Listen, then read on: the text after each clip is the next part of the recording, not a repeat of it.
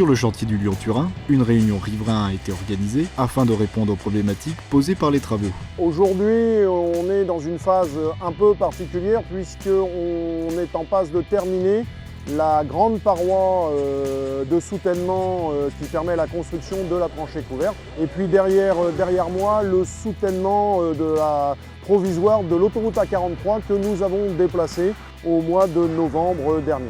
Donc nous sommes dans une configuration où nous avons réalisé l'ensemble des terrassements et ce qui va nous permettre d'engager dès la mi-février les travaux de réalisation de la tranchée couverte à proprement parler. On est ici sur le terrain dans le cadre d'une réunion riverain puisque nous avons tous les mois une réunion avec l'association des riverains de Saint-Julien-de-Montdenis.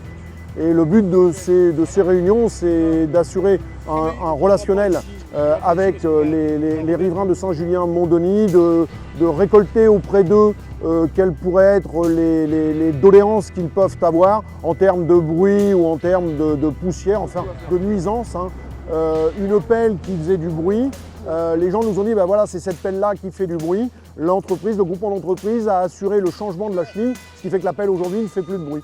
On a remédié comme ça à un vrai souci recueilli auprès des riverains.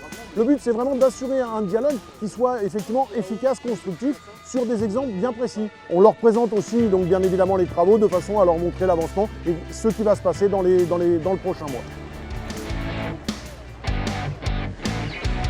Il est certain qu'au départ, on avait de la poussière et du bruit. Au fur et à mesure d'en voir des remarques de l'association, le bruit a été plus ou moins corrigé, le matériel changé, l'arrosage a été instauré ainsi que le balayage. Chaque mois, on a une réunion de chantier sur laquelle interviennent les gens du SMP4 pour le plan d'art et auxquels on fait remonter toutes nos remarques. Ces remarques sont écoutées et sont devoir corrigées dans la mesure du possible du chantier. Il est certain qu'on ne peut pas tout faire, mais beaucoup de choses ont été faites. Au départ, l'association a été vue, disons voir, comme une opposition. Mais je rappelle que l'association est pour le tunnel. C'est l'avenir de la vallée, l'avenir de la communauté de communes, c'est l'avenir pour nos jeunes. Mais cependant, il ne faut pas que les riverains aujourd'hui supportent trop de conséquences.